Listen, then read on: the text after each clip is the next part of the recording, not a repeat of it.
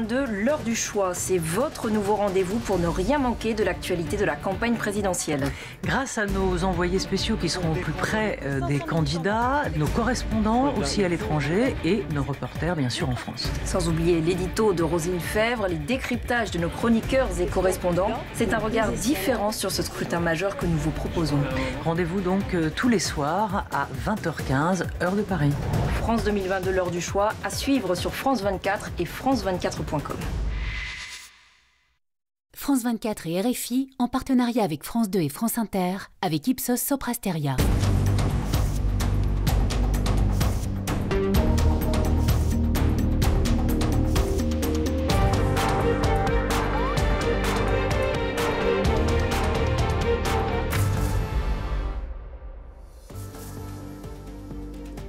Bonsoir à tous, bienvenue sur France 24 pour cette édition spéciale consacrée à ce second tour de l'élection présidentielle et à cette victoire d'Emmanuel Macron. Tout au long de la nuit, nous rejoindrons nos correspondants et puis nous analyserons les résultats du scrutin avec nos invités et notre chroniqueur Bilal Tarabay. Mais d'abord, j'aimerais qu'on revienne sur l'issue de ce scrutin. Emmanuel Macron est réélu avec 58,55% des voix. Marine Le Pen obtient 41,45%. C'est plus qu'il y a 5 ans. La candidate du Rassemblement national augmente son score de près de 7 points. Et puis, ce chiffre auquel il faut aussi s'intéresser, celui de l'abstention qui s'élève à 28,01%, soit à peu près 3 points de plus qu'en 2017. Le président sortant réélu avec 58,55% des voix. Je vous propose de revenir maintenant sur cette soirée post-élection en France. Que s'est-il passé ? Comment les partisans d'Emmanuel Macron ont fêté la victoire ? Comment ceux de Marine Le Pen ont vécu la défaite ? Le récit de Coralie Henel.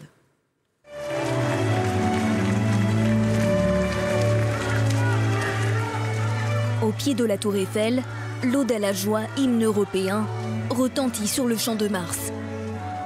Avec sobriété, le président élu s'avance vers la tribune, entouré de jeunes enfants, comme pour symboliser l'avenir de la France. La victoire est franche pour Emmanuel Macron, mais il le sait, le pays reste fortement divisé.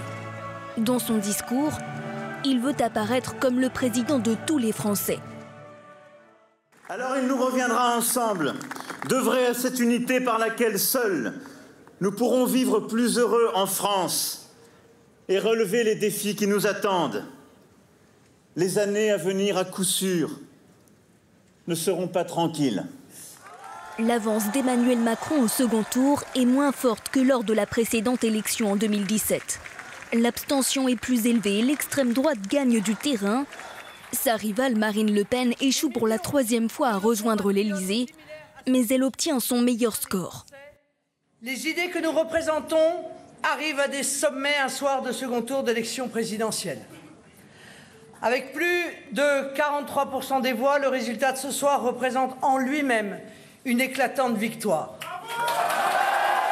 La candidate du Rassemblement national appelle déjà ses électeurs à se mobiliser pour les législatives en juin prochain.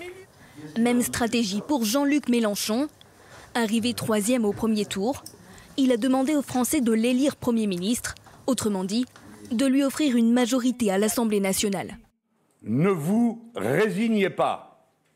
Au contraire, entrez dans l'action. La démocratie peut nous donner de nouveau le moyen de changer de cap. Le 3e tour commence ce soir.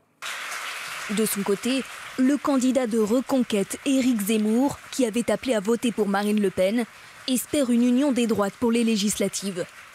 Une option qui n'a pour le moment pas été approuvée par le Rassemblement national de Marine Le Pen. À l'issue du vote des 12 et 19 juin prochains, tout l'enjeu pour Emmanuel Macron sera de conserver une majorité à l'Assemblée afin de pouvoir gouverner et mettre en œuvre ses réformes.